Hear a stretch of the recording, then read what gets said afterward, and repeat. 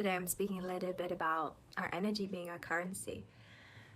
And, I've noticed the last year as I've been diving deeper into energy work and realizing how sacred our energy is as human beings. A lot of us, me in the past, was living so much in my head, very much in this kind of energy of the headspace, which is a very kind of dense energy field where we're very much in the mind a lot of the time. And once we start to awaken and once we start to clear our emotions, our energy field, we start to live more, we call it in yoga, more sattvically, more pure, less heavy foods, less, we don't, I don't drink alcohol, I don't really eat so much meat a lot, I don't do drugs, a very clear energy field. And this is really integrity for me and my business, my work.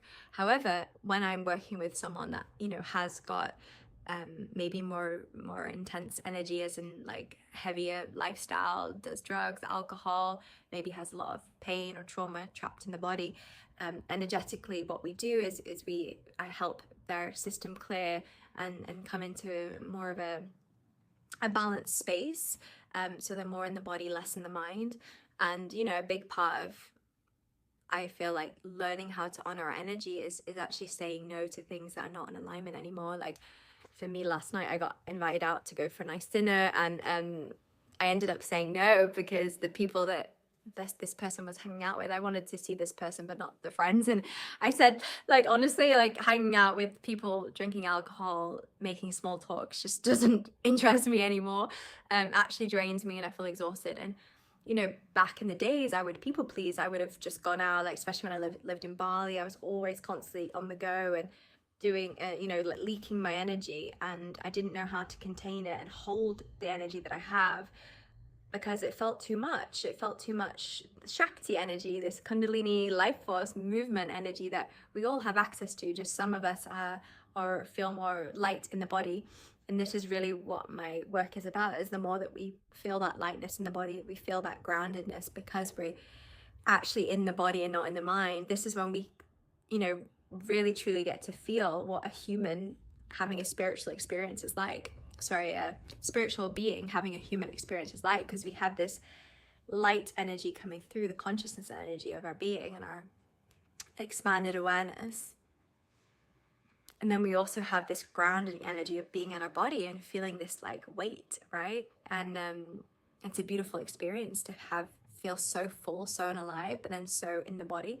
Whereas for most of my life, I felt much more in my head, not in my body at all. And a big part of my work has been grounding. And, there's this beautiful saying that my teacher, Octavio, first teacher, would say, a tantric teacher. And he says, once the moon is the mind, has been made steady, the sun, which is our life force, our Kundalini energy, our Shakti, can be made to rise.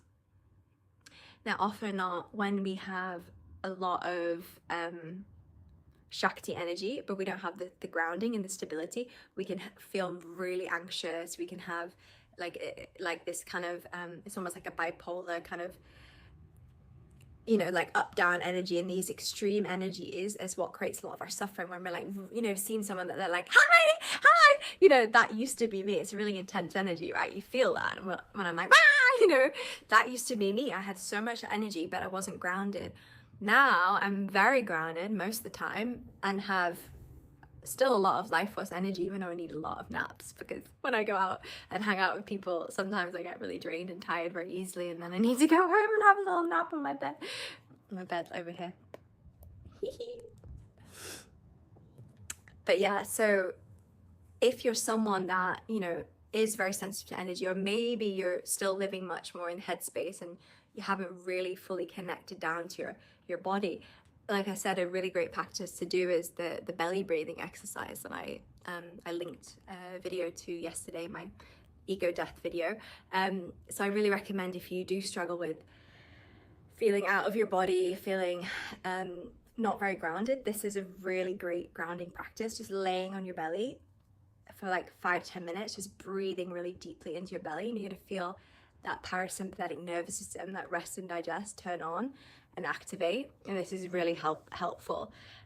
So if you are experiencing a lot of like instability in the mind, anxiousness, your nervous system feels dysregulated, I'd also really recommend I did it for like a year, quitting coffee and not drinking coffee, not drinking anything with caffeine in it, really eliminating your alcohol if you can, not drinking it at all. It's going to really increase your vibration, increase your energy field, and just support your system feeling more whole, more integrated, more grounded. And you know, when we start to feel this grounded energy, it's like we can really put this life force energy into our life, into our relationships, into our work, into our dharma, and be of service, which I think this is why you're here. This is probably why you're watching this channel, I believe. So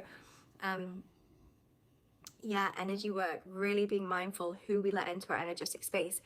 You know, I was celibate for the last 6 months and recently did have a connection with someone, but I waited 3 months before opening myself sexually because I really wanted to be mindful about who's coming inside of me, you know, like literally, especially because the work that I do. And he did do on one occasion alcohol and drugs, and I said, I don't want to be sexual with you because it, you know, energetically I really need to keep my energy clear, and that boundary was quite strong. And yeah, for sure some people are not gonna like that, but you know, if we are wanting to come to a more centered, grounded place, who we are sexually active with is also going to affect our energy, is going to affect our mind. Like when I've been sleeping with guys that have taken they're on antidepressants or have instability in their mind, or even if they have a lot of Shakti energy, life force energy, I've noticed how it can, you know, that we're digesting that in our womb space. If they're not mentally stable or if they have trauma in the system, it's going to really affect us, especially as women, energetically.